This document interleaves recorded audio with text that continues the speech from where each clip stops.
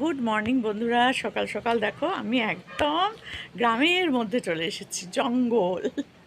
তো এটা হচ্ছে গীতাদির বাড়ি, গীতাদির বাড়ির বাগান। আর রোদ্দুর, প্রচণ্ড রোদ্দুর, বাবারে বাবা, আমি রোদ্দুরে দাঁড়াতে পারছি না। তো ছাওয়ায় যাই, দাঁড়াও আগে। বাপরে বাপ, এ দেখো গীতাদির বাড়ির গাছ, কত গাছ দেখো, কত কত গাছ। এটা হচ্ছে দেখো গীতাদির তুলসী মঞ্চ, সুন্দর করে বাঁধানো। দেখো তিন দিকেই হচ্ছে তুলসী গাছ, এই দিকে একটা, এই দেখো মাঝখানে একটা, আবার এই দিকে একটা, আবার পেছনেও আছে। সামনেটা এরকম করে বাঁধানো, কি ভালো লাগছে না? আর এই দিকে দেখো বড় বড় টগর ফুলগুলো হয়ে রয়েছে। আমি একটু বাদেই ফুল তুলবো। গীতাদি অফিস চলে গেছে, আমাকে দায়িত্ব দিয়ে গেছে পুজোর। আমি যখনই আসি গীতাদির বাড়িতে, পুজোর দায়িত্বটা গীতাদি আমাকে দিয়ে দেয়, যে তুমি পুজো করো। আর এই দেখো পদ্ম ফুল গাছ, কি ভালো লাগছে না পদ্ম ফুলগুলো? মানে ফুল তো নেই, মানে গাছের ইয়েটা পুরো পদ্ম গাছ। আর এটা দেখো, এই দেখো পদ্মর বীজ, এর মধ্যে নেই, এটা ছোট্ট, এটার মধ্যে নেই কোনো বীজ নেই, এগুলোর মধ্যে কোনো বীজ নেই। এই দেখো, এটা হচ্ছে কুড়ি হয়ে আছে মনে হচ্ছে, এটা জানি না এটা কুড়ি কি, মানে ইয়ে, কি সুন্দর হয়ে রয়েছে না, ভালো লাগছে না দেখতে? এই দেখো এগুলো, এই যে এগুলো হচ্ছে বীজ, এগুলো হচ্ছে পদ্মের বীজ। আমিও পদ্মের বীজ নিয়ে যাব, আমার দিদিকে দেব। জামাইবাবু দিদির বাড়ি গেছিলাম না, ছর্দির মানে ছর্দিকে দেব। দেখো এই বীজগুলো সব পড়ে গেছে এর মধ্যে থেকে। আর এই দিকে দেখো, এটা হচ্ছে স্থলপদ্ম গাছ। এ দেখো এখান থেকে চারা বার করেছে, দেখো দেখেছো কি সুন্দর হয়েছে। আর এই দিকে দেখো সাদা ফুল ফুটে রয়েছে, আমি এখন ফুলগুলো তুলবো, কিন্তু এত রোদ্দুরে, দেখো রোদ্দুরে আমি আর তাকাতে পারছি না। আর এই দিকে একটা গোলাপ গাছ, এবার দেখছি এসে, এটা এবারে এত ফুল নেই, আগের বার এসেছিলাম না, পুরো সাদা ফুলে একদম ভর্তি হয়েছিল, প্রচুর ফুল ভর্তি ছিল। আর এখানেও একটা গাছ আছে, পুরো সাদা সাদা ফুল হয়, এই যে ওপরে ওপরে হয়ে রয়েছে। এটার নামটা আমি জানি না ঠিক, পাতাগুলো অদ্ভুত রকম, দেখো পাতাগুলো সাপের ফনার মতোই পাতাগুলো, দেখো পাতাগুলো, এই দেখো সাপের ফনার মতোই পাতাগুলো, দেখছো মুখগুলো দেখো পুরো সাপের মতো।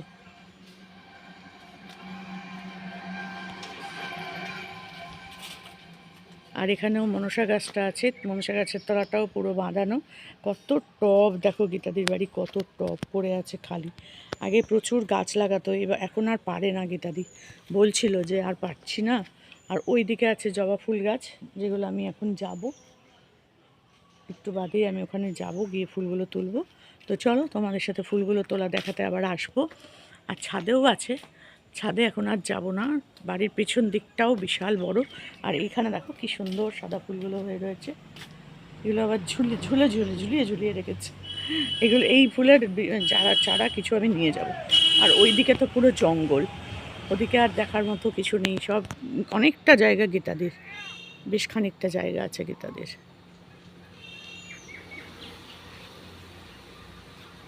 তো চলো এবার আমি একটু স্নান করে আসি, তারপর আবার আসবো ফুল তুলতে। আর বাসি জামা কাপড়ে ফুল তুলবো না, স্নান করে ফুল তুলে পুজো দিয়ে দেবো, সবটাই তোমাদের সাথে শেয়ার করব। স্নান করে এই যে এখানে নাইটি মেলে দিলাম, এবার যাব ফুল তুলতে। চলো ফুলগুলো তুলে নিই। আর এই যে এখানে আছে বাসি ফুলগুলো, এগুলো এখানে ফেলে দিলাম। তো চলো আগে এই সাদা ফুলগুলো তুলে নিই। ক্যামেরা হাতে নিয়ে ফুল তোলা, বুঝতেই পারছো, ঠিক মতো না হলে কিন্তু একটু তোমরা অ্যাডজাস্ট করে নিও, বুঝেছো? তোমরাই তো সব। তো তিনটে ফুলই পেলাম, আর তো পাচ্ছি না, আমার চোখে তিনটেই পড়েছে, তো তিনটে তুলে নিলাম। এবার যাবো ওইদিকে জবা ফুল তুলতে। বাবা পায়ে লাগলো গো, জবা ফুল তুলবো।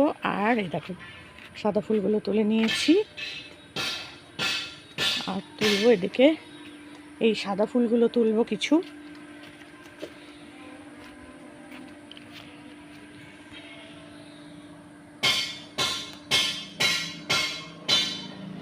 ও কি রোদ্দুর উঠলো, বাবারে বাবা, রোদ্দুর ছিল না গো, একদম ভালো লাগছিল। আমি চান করে বেরিয়ে এসেছি ফুল তুলতে।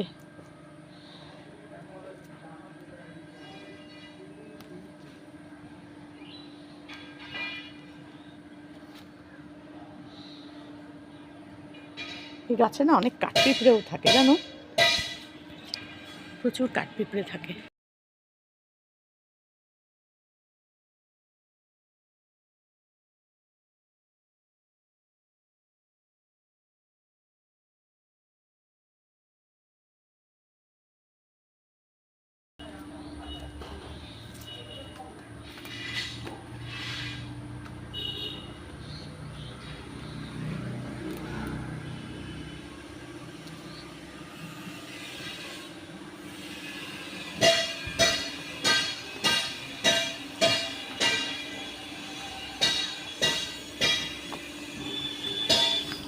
বাবা জবা গাছের অবস্থাটা,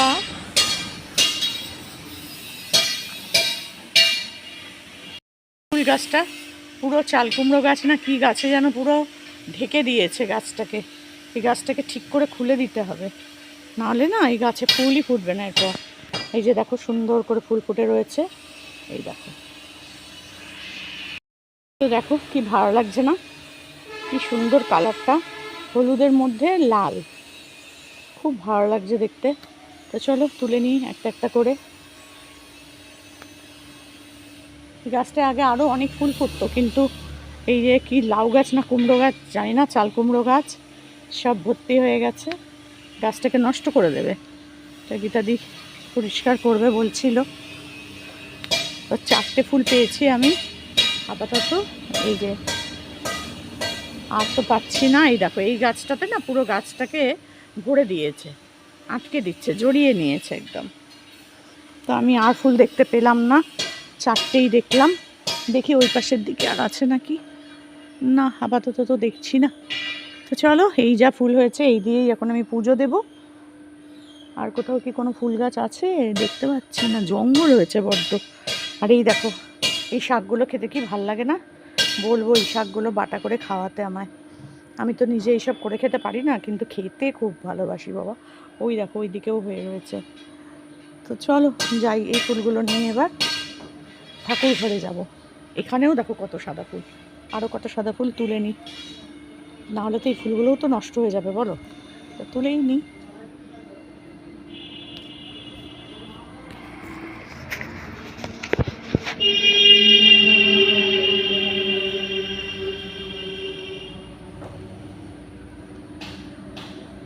সিংহাসনটাকে সুন্দর করে সাজিয়ে দেব, ভালো লাগবে দেখতে, তাই না? আরে বাবা, তো চলো এবার যাই। আগের বার এসে আমি এই গোলাপ ফুলও দিয়েছিলাম, প্রচুর গোলাপ, কিন্তু এই সাদা ফুল তোলার ক্ষমতা আমার নেই। এ দেখো এখানেও প্রচুর প্রচুর সাদা ফুল ফুটে আছে, কিন্তু এইগুলো আমি তুলতে পারবো না। আর এই গোলাপও তুলবো না, কারণ 2টো মাত্র আছে, থাক দরকার নেই। তো চলো এবার যাই। চলে এসেছি গীতাদির ঠাকুর ঘরে। এটা হচ্ছে মা লক্ষ্মী, আর এইখানে দেখো সমস্ত ঠাকুর আছে, রাধাকৃষ্ণ আরও কারা কারা রয়েছেন, সব ঠাকুর রয়েছে। আর এখানে হচ্ছে গীতাদির হাজব্যান্ড, হচ্ছে গীতাদির হাজব্যান্ড। তো চলো আমি সব ফুল টুল পরিষ্কার করে এখন পুজো দেব।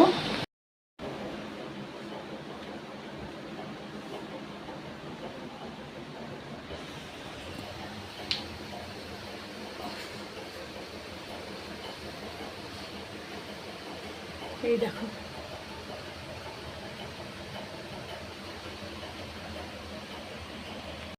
তো আমি আমার মতো করেই পুজো করব। তো আমি বাড়িতে যেটা করি, ঠাকুরের সমস্ত ফুল টুলগুলো, বাসি ফুল টুলগুলো নামিয়ে দিই আগে, তারপরে ঠাকুরকে নতুন ফুল দিয়ে একটু সাজাই, তারপর জল বাতাসা যেটা থাকে, নকুলদানা হোক বাতাসা হোক, আমি বেশিরভাগ সময় নকুলদানাই দিই, দিয়ে তারপর ধূপকাঠি জ্বালিয়ে পুজো করি, আর শাঁখটা বাজাই। কিন্তু এখানে অনেকটা বেলা হয়ে গেছে বলে আমি আর শাঁখটা বাজাবো না, শাঁখটা সন্ধ্যেবেলাতেই বাজাবো। তো যাই হোক, এখন ঠাকুরের বাসি ফুলগুলো সব তুলে নিচ্ছি, এই বাটিটার মধ্যেই বাসি জিনিসগুলো সব তুলে রেখে দেব, দিয়ে তারপরে ভালো ফুল দিয়ে সাজাবো। তো এই যে ভালো ফুলগুলো নিয়ে নিলাম, 4টে জবা ফুল ফুটেছিল। আমি যখন তুললাম তোমাদের তো দেখিয়েছিলাম। তো ফুলগুলো সিংহাসনে যে ঠাকুরগুলো আছে সেই ঠাকুরগুলোকেই দিয়ে দিলাম। আর এইদিকে তো মা লক্ষ্মী, ওনাকে তো জবা ফুল দেওয়া যায় না, তাই জন্য জবা ফুলগুলো 4টে ওখানেই দিলাম। আর মা লক্ষ্মীকে সাদা ফুল দেব, আর গীতাদির হাজব্যান্ড আছেন, ওনাকেও সাদা ফুল দেব, তো দিয়ে দেব। আর এখানে দেখো শিব ঠাকুর রয়েছে, তো ওনাকেও নামিয়ে জলটা আগে ফেলে দিলাম, বাসি জলটা। আর বাটিটাও ভালো করে জল দিয়ে ধুয়ে নেব। আর যে বাটিটার মধ্যে করে রাখা হয় সেটাও ধুয়ে নেব, কারণ এগুলো রোজ ধুয়ে পরিষ্কার করে তবেই এর মধ্যে বসাতে হয়। আর এই বাটিটাও ভালো করে ধুয়ে নেব। এই বাটিটার মধ্যেও অনেক ধুলো টুলো পড়ে রয়েছে, এটাকেও আজ চওড়া মানে চারিদিক করে নড়িয়ে চড়িয়ে ভালো করে ধুয়ে নিলাম। ধুয়ে তার মধ্যে এই যে পাথরের বাটিটা বসাবো, বসিয়ে তারপরে শিব ঠাকুরকে বসাবো। বসিয়ে একটু গঙ্গা জল দিয়ে পুজো দেব, আর সাদা ফুল দেব। বেলপাতা ছিল না, তাই জন্য বেলপাতা দেওয়ার কোনো অপশান নেই। তো এই যে দিয়ে দিলাম নমঃ শিবায় নমঃ শিবায় নমঃ শিবায় করে জলটা দিয়ে দিলাম। আমি যখন জল দিই আমার বাড়ির ঠাকুরকে, তখনও 3বার এই নমঃ শিবায় বলি, আর 3বার আস্তে আস্তে জল দিই। যেটুকু আমি পারি সেটুকুনিই আমি করি, সেইভাবেই আমি ঠাকুরকে ডাকি। আর এই যে গাছের তলা একটা সাদা ফুল দিয়ে দিলাম, ভালো লাগছে দেখতে, দেখো। তো এইভাবে ঠাকুর সাজিয়ে দিলে না মনটা ভালো লাগে বেশ। আমি অত আড়ম্বর করে ঠাকুরকে ডাকতে পারি না, অত ফুল মানে ফল দিয়ে মিষ্টি, বড় বড় মিষ্টি দিয়ে ঠাকুরকে ডাকি না। যেরকম আমাকে ঠাকুর রেখেছে আমি ঠিক সেরকমভাবেই ঠাকুরকে ডাকি। আমাকে যেরকম ঠাকুর শান্তিতে রেখেছেন ওনাদেরও শান্তিতে দিই। এক গাদা ফুলমালা দিয়ে বড় বড় মিষ্টি দিয়ে লাভটা কী? উনি তো সেই শুধু দৃষ্টি দিয়েই খাবেন, তাই না? ওনার প্রসাদটা তো আমরাই ভোগ করি। তো যাই হোক, ঠাকুর আমাকে ওটুকুনিতেই শান্তি দিয়েছেন, উনিও শান্তি পান। আমি সেভাবেই পুজো করি, মনটা শান্তি হয় আমার। তাই আজকে আমি গীতাদির বাড়িতে যতবার এসেছি ততবার আমি গীতাদির বাড়ির ঠাকুরের পুজো দিই। আমার ভীষণ ভালো লাগে। গাছের ফুল তুলবো আর পুজো দেবো, সুন্দর করে সাজাবো, এগুলো যেন একটা আলাদাই মনটা ভালো হয়ে যায়। তো আমি তো আর গাছ থেকে আমার বাড়িতে ফুল তুলতে পারি না, আমার ওই শুধু নয়নতারা ফুলই আছে, আর আছে কিছু অপরাজিতা ফুল। তাও তো অপরাজিতা ফুলগুলো এখন আবার ফুটছে না, নয়নতারাটা তাও ফোটে, ওটা দিই। আর বাইরের কিনে আনা ফুল এই দিয়ে পুজো দিই। বাড়ির গাছের ফুল থাকলে একটা আলাদা রকম ভালো লাগা থাকে। ফুলগুলো তুলবো, সুন্দর করে সিংহাসন সাজাবো, ঠাকুরকে সুন্দর করে দেবো, একটা আলাদা ভালো লাগা থাকে। তো গীতাদির বাড়ি আসলে আমি এটা করি। আমার বান্ধবী আছে মানার বাড়িও যখন আমি যাই, ও বলে দিদি তুমি পুজোটা দিয়ে দাও। আর ওর ফুল কিনে এনেই পুজো দিতে হয়, ওর বাড়িতেও ফুল নেই। তো ওর বাড়িতে গেলেও বলবে দিদি তুমি পুজো দিয়ে দাও। আর ওরও ঠাকুরঘরটা তোমাদের দেখিয়েছি, খুবই সুন্দর। আমি এরকম করে ওর আরও অনেক বেশি ঠাকুর আছে, অনেক ঠাকুর। গীতাদির তো মানে অল্প, কিন্তু ওর অনেক ঠাকুর, গোপাল থেকে শুরু করে সব আছে। তো সেখানে আবার আলাদা রকমভাবে আরও বেশি ফুল টুল দিয়ে সাজানো হয়। আর আমি করি যখন গিয়ে পুজোটা, না আমার ভীষণ ভীষণ মনটা ভালো হয়ে যায়। তো এখানে এসেও আমি বেশ সুন্দর করে যতটা পারি ততটা করে দেওয়ার চেষ্টা করি। তো চলো এবার ঠাকুরকে যে জলগুলো দিয়ে দিচ্ছি গ্লাসে। জল দেওয়ার পর থালা, এপাশে আছে বাতাসা দিয়ে দেবো। আর লক্ষ্মী ঠাকুরের সামনে একটা থালা আর গ্লাস দিয়ে দিলাম, আর এইখানে বাকি গ্লাস আর থালাগুলো দিয়ে দিচ্ছি। আর সন্ধেবেলা আবার এগুলো সব তুলে আবার সন্ধে দেব। তো এই যে সব দিয়ে দিলাম সুন্দর করে করে সাজিয়ে। এদিকে আমার মিষ্টি আবার আমাকে ভাত বেড়ে ডাকছে। আমি মিষ্টিকে বলছি আসছি, তুই খা, আমি আসছি। কারণ পুজো দিতে না আমার একটু দেরি হয়, আমি একটু আস্তে আস্তে করি তো সব কাজই, তো সেই কারণে আমার একটু দেরি হয়। তো বাতাসা দিয়ে দিলাম ঠাকুরকে। এবার ধূপকাঠি জ্বালিয়ে পুজো দিয়ে তারপর যাব খেতে। আর গীতাদি তো গেছে স্কুলে বলছি, সরি, মাথাটাও খারাপ হয়ে যাচ্ছে আমার। গীতাদি গেছে অফিস থেকে আস্তে আস্তে বলেছে বিকেল হয়ে যাবে। তার সাথে গীতাদির প্রচণ্ড দাঁতে যন্ত্রণা হচ্ছে। ওষুধের নাম আমি বলেছি একটা, যেটা আমি মানে জানি কেট্রল জিটি বলে, সেটা বললাম। দেখা যাক যদি কিনে এনে খায় তাহলে তো ব্যথাটা একটু কমবে। খুবই ব্যথা হচ্ছিল, কালকে সারা রাত্রি ব্যথা হয়েছে, সকালেও ব্যথা ছিল। তো দেখো আমি ধূপকাঠিটা জ্বালিয়ে নিলাম। তো ধূপকাঠিটা জ্বালানোর পর আমি একটু ঠাকুরকে দেখাবো, দেখিয়ে পুজোটা শেষ করব।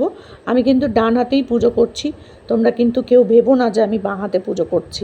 ক্যামেরার জন্য যদি কারোর মনে হয় যে আমি বাঁ হাতে করছি, তাহলে তার জন্য কিন্তু সরি, আগে থেকেই বলে দিলাম ওটা আমার ডান হাত। তো চলো, যাই হোক, ডান হাত দিয়েই পুজো করতে হয় ঠাকুরকে, আমি ডান হাত দিয়েই পুজো করছি।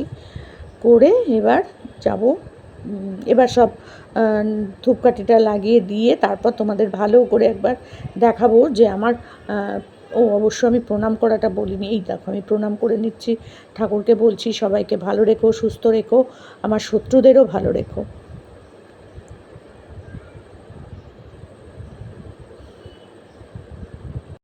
আমার পুজো দেওয়া কমপ্লিট। আমি এরকমভাবেই বাড়িতে দিই, সেরকমভাবেই দিলাম এখানেও।